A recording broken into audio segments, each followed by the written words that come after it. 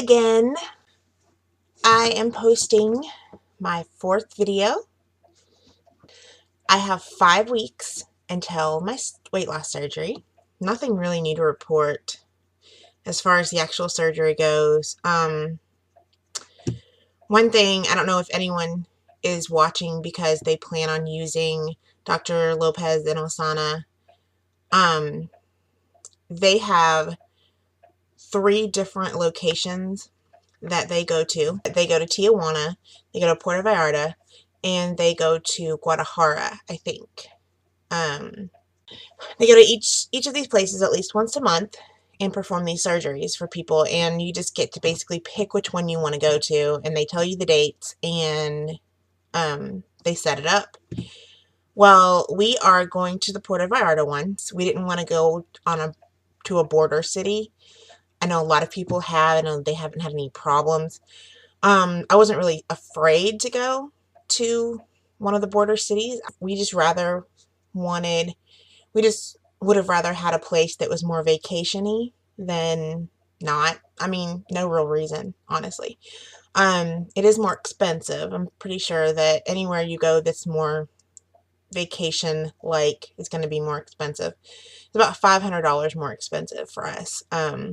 The reason I bring up the location of our surgery, I got an email from our coordinator.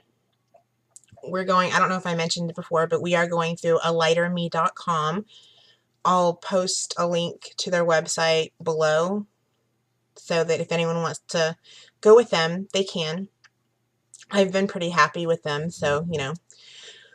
We got an email from the coordinator that said that our hotel, which is, I'm going to pronounce this wrong, but it's like the Casa Magna Marriott in Puerto Vallarta.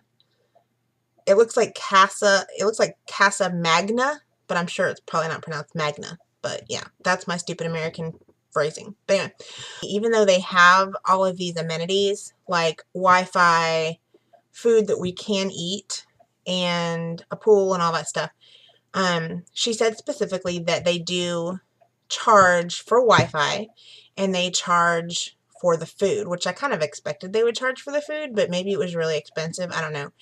The research that I have done says that the Wi-Fi costs like $25 for every 3 days. So I would pay that personally because I'm addicted to the computer, but you know, some people might not, and some people might be upset that that hotel charges. So that's really the only thing that I have that is new this week as far as news about my weight loss surgery. So, you know. One thing that I kind of wanted to talk about this week was something that has kind of been going through my head for the past several weeks, probably. Ever since I thought about getting this surgery, and I was thinking seriously about it, I have one question in my mind, and that is, how am I going to cope with not being able to eat whatever I want? Kind of, I mean, it's a concern for me because I've never, even though I've been on several diets, I've never really restricted myself so much. Obviously, I guess, you know, insert joke here, but I kind of worry because I know that I use food as a crutch a whole lot. I kind of do worry. I'm not really sure if I'm necessarily addicted to food, but I do know that I probably am an emotional overeater, is what people would call what I do. The way that I always like to think about it is that food is my best friend. Food is always here for me whenever I need it. If I'm bored, if I'm lonely, if I'm sad, if I'm happy, if whatever. So I kind of do worry about, you know, what it's going to be like to not have food, to rely on it. That I'm going to have to find my own methods of coping with my life, my everyday life. It kind of scares me. It just kind of worries me that I'm not going to have food as that thing to rely on my whole life. And I don't want to go back to relying on food if I can break myself of it. I'm not really sure what I need to do, if I need to try to find a replacement or if I need to try to just deal with it myself. My goal is that I want to be able to self-soothe, basically. I don't know if anyone has heard of that parenting style where basically you teach the child to self-soothe. That's kind of what I want to do to myself. I want to be able to handle my life without any drug of choice or without a drink, without a cigarette. I want to be able to handle it myself. Because I don't want to have to rely on, I like to rely on people, but I don't want to have to be so dependent on them that I won't be able to handle something on my own if I need to.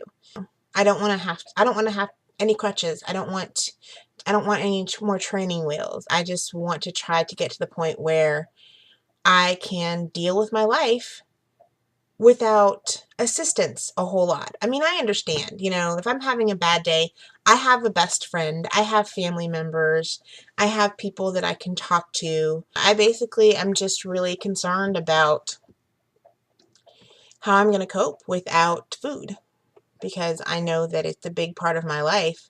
It's a huge part of my life that has been a part of my life my entire life.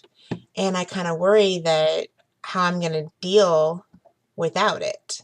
So I would really appreciate, if you could, any insight that anyone can provide as to if you've had the weight loss surgery or if you've just dieted and have been able to keep it off and have not been, going back to your old habits. How you did it, how you've kept, especially if you have felt like I feel, and I know there's probably several people out there that have felt this way. If you've ever felt like food is your crutch, that food is your comfort, how did you get over it? Even if you haven't overcome your addiction or obsessiveness or whatever with food, I would still love to hear any input as to how if you're about to have the weight loss surgery, or if you're about to embark on a diet that's going to make you, that you're going to lose all this weight, how do you plan to live your life without food?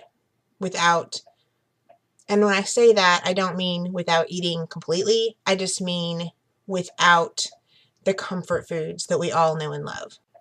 Yeah. All right. Well, thank you again for watching, and until next time.